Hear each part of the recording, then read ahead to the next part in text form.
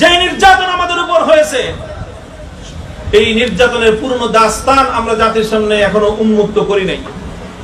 যদি কোনোদিন প্রয়োজন মনে করি একটা একটা করে দাস্তানের পাতা খুলবো, জাতি জানবে আমাদের সঙ্গে, উলামায়ে কেরামের সঙ্গে শাসকদের পক্ষ থেকে জুলুম এবং নির্যাতনের কি কি ইতিহাস রচনা করা হয়েছে। সব কথা আমরা বলতে চাই না, তবে আমি একটা কথা আমি বলেছি, পরিষ্কার আজও বলি, আমি মনে করি যে আমি সহ আমাদের যত সহকর্মী আছে, আমাদের কারো এই মজলুমিয়াতের জন্য, আমাদের উপর এই জুলুম এবং নির্যাতনের জন্য কোন আলেম, কোন পক্ষের আলেম এটার সঙ্গে জড়িত নাই। আমার এটা ব্যক্তিগত মতামত, এটা আমাদের সাথীরাও আমার সঙ্গে দ্বিমত করতে পারেন, আমার ব্যক্তিগত মতামত, কারো এখানে ভূমিকা নাই। হ্যাঁ, যেটা হতে পারে যে একজন আলেমের বন্দিত্বের কারণে তার যতটুকু কষ্ট পাওয়া উচিত ছিল সেই কষ্টটা তিনি পান নাই, যতটুকু ভূমিকা তার রাখার দরকার ছিল মুক্তির জন্য সেই ভূমিকাটা হয়তো রাখেন নাই। বেশির চেয়ে বেশি এটাও হতে পারে যে আমরা বন্দী হওয়ার কারণে কেউ কেউ মনে মনে খুশিও হয়েছে, হতেই পারে, কারো সঙ্গে ব্যক্তিগত রেষারেষি থাকতে পারে, এটা কোনো খুব বড় কোনো বিষয় না। ব্যক্তিগত রেষারেষি থাকতে পারে না, তোমার সঙ্গে আমার ব্যক্তিগত রেষারেষি থাকতে পারে, ভাইয়ের সঙ্গে ভাইয়ের ব্যক্তিগত রেষারেষি থাকে। ভাই যার সঙ্গে রেষারেষি, সে বিপদে পড়লে আরেক ভাই একটু কি হয়, ভালো হয়েছে, ঢুকছো না, এবার মজা পাও। বড় বড় কথা তো, আমার সম্পর্কে তো অনেকে এই কথা বলছে যে বেশি বড় বড় কথা কয়, এবার মজা বুঝুক, আরো ভালো করে বুঝুক, তারপরে বের করব। মজা বুঝি নাই, মজাও বুঝছি, সবই বুঝছি, এবং বের হয়ে এসে দায়িত্ব নিয়ে এই কথা বলতেছি। আগে যা বলেছি সঠিক বলেছি, আগামী দিনেও যা বলবো ইনশাআল্লাহ সেই ধারাই বলবো কথা।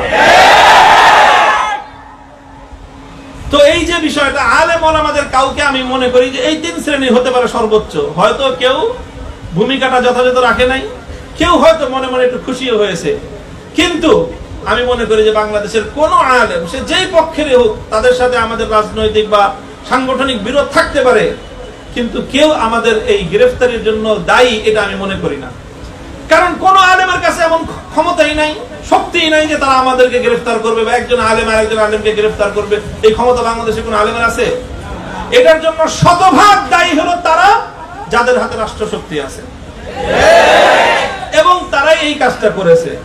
তারা এই কাজটা করে কি, যে তারা আমাদের উপর জুলুম করলো, আবার আমাদেরকে এসে বলে, আরে হুজুর, আর আপনাদের উপর জুলুম করছে তো ওই যে অমুক হুজুরের কারণে, আপনাকে অ্যারেস্ট করা হয়েছে অমুক হুজুরের কারণে, ও অমুক হুজুরের কারণে তুমি আমার অ্যারেস্ট করলা, আর এত হুজুর যে আমাদের মুক্তি চাইলো তখন তো মুক্তি দিতে পারলা না। এইগুলো হলো আরেকটা ভণ্ডামি এবং ভাওতাবাজি।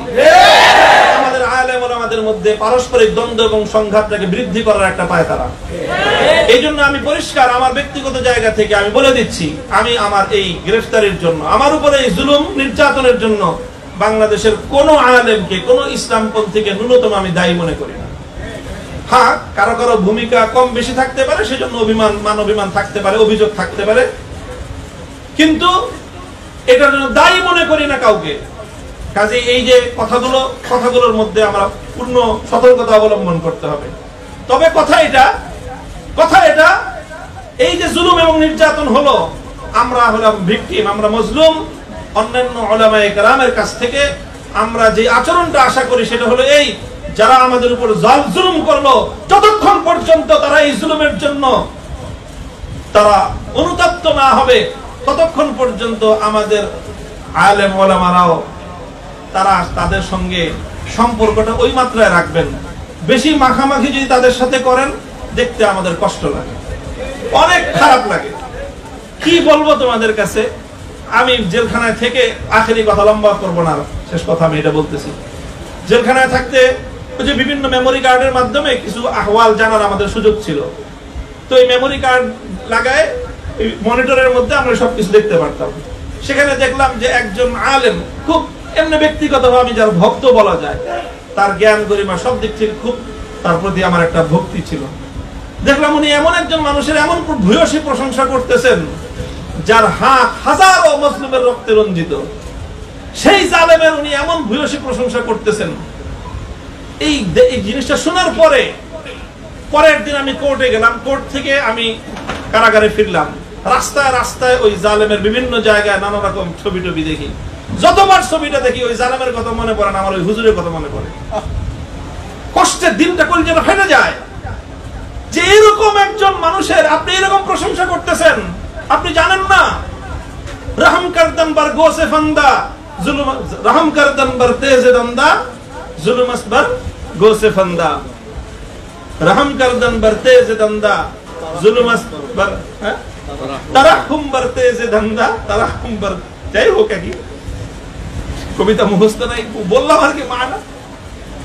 হ্যাঁ, তারাহুম বার তেজে দন্দা জুলুম আসবার গোসে ফান্দা। বাঘের উপর যদি তুমি করুণা করো, এটা শুধু তুমি বাঘের উপর করুণা করলা তা নয়, এটা বকরির উপর তুমি জুলুম করলা। আমি জানি না ওই কথা আমি কোনোদিন এতটা অনুভব করি নাই আগে নিজের উপর আসার আগ পর্যন্ত। আমার কাছে তখন মনে হয়েছে আমিও এরকম ভুল অনেক করেছি, অনেক করেছি। আমরা যখন এরকম অনেকের প্রশংসা করতাম তখন এরকম প্রত্যেকটা মজলুমের হৃদয়ে গিয়ে আমাদের এক একটা কথা সুরের মতো বিদ্ধ হতো।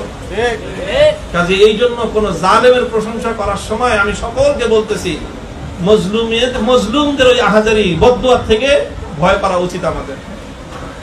কোন জালেমের প্রশংসা করার আগে হাজারবার মজলুমদের কথা চিন্তা করা দরকার। আমরা নানা রকম হিকমত আবিষ্কার করে জালেমদের এই প্রশংসা করাকে বৈধতা দেওয়ার, হালাল করার চেষ্টা করি। হালাল করতে পারি, ফতোয়ার কলম তো নিজেদের হাতে আছে, কিন্তু মজলুমের হৃদয়ের আহাজারি বন্ধ করতে পারবি না। আল্লাহ না জানে ওটা কত কঠিন কোন বিপদ ডেকে আনতে পারে, বড় কঠিন পরিণাম বয়ে নিয়ে আসতে পারে। আল্লাহ হেফাজত করুক আমাদের সকলকে। এলোমেলো কয়েকটা কথা আমি বললাম, আমার এই কথার মধ্যে জানি না কোনো বেএতদালি হলো কিনা। আমাদের বাড়িধারা মাদ্রাসার মুহতামিম হযরত মাওলানা মনির হোসেন কাসেমি হাফিজাহুল্লাহ তাআলা, অনেক কথাই হয়েছে, সামনাসামনি আর খুব বেশি কথা আমি বলতে চাই না।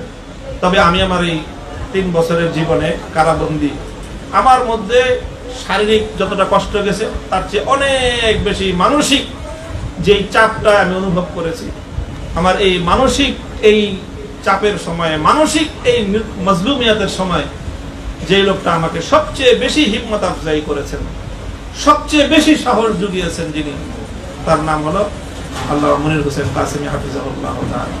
আমি আল্লাহর কাছে দোয়া করি আল্লাহই যেন তার এর পরিপূর্ণ জাযা ওনাকে দান করেন। আমিন। ওনার সবচেয়ে কঠিন বিপদের সময় যেন আল্লাহ পাক ঠিক এইভাবেই ওনার দস্তগিরি করেন। আমিন। আমাদের সকলের মধ্যে এই যে একটা ইত্তেহাদ, এই যে একটা বোঝাপড়া হয়েছে, এই যে একটা বোঝাপড়া হয়েছে, সাখাওয়াত হোসেন রাজি সাহেব হুজুর থেকে নিয়ে শুরু করে আমি পর্যন্ত, মধ্যখানে আমাদের বাকিরা সবাই আছেন। মনির হোসেন কাসেমি সাহেব আছেন, হাবিবুল্লাহ মাহমুদ কাসেমি সাহেব আছেন, জুনায়েদ আল হাবিব সাহেব আছেন, মনজুর ইসলাম আফিন্দি সাহেব আছেন, আমাদের অন্যান্য উলামায়ে কেরাম আমরা যারা আছি, ইনশাআল্লাহ ইনশাআল্লাহ জুলুমের দিন চলে গেছে, জুলুমের দিন চলে গেছে, সামনের ইতিহাস ইনশাআল্লাহ ভিন্নভাবে রচিত হবে। ছাত্র ভাইদেরকে এটার জন্য খুব দায়িত্বশীল হতে হবে, খুব দায়িত্বশীল। আবেগী শুধু নয়, সিদ্ধান্ত নিয়ে রাখতে হবে নিজের জীবনে। আফিয়াতের জন্য আল্লাহর কাছে দোয়া করতে হবে যে আল্লাহ সহি সালামতে রাখো, দুর্বল মানুষ, বিপদ কঠিন দিও না। কিন্তু যদি আল্লাহ না করুন কারো জীবনে যদি বিপদ চলে আসে, তখন খুব ইস্তেকামতের সাথে থাকতে হবে। আলহামদুলিল্লাহ আমার অভিজ্ঞতা হলো এই, আল্লাহ পাক আমাদের জন্য পরীক্ষা খুব বেশি কঠিন করেন না। আমরা সামান্য একটু ইস্তেকামতের সাথে থাকতে পারলে আল্লাহর পক্ষ থেকে এমন গায়েবে নুসরত চলে আসে, যেটা আমাদের পূর্বের আমাদের বড়দের ওই পরিমাণ আল্লাহ সাহায্য পাইতে আরো অনেক লম্বা ত্যাগ আর কোরবানি দিতে হয়েছে। আমরা যেহেতু দুর্বল, আল্লাহ আমাদের সঙ্গে দুর্বলের মুআমালা করতেছেন।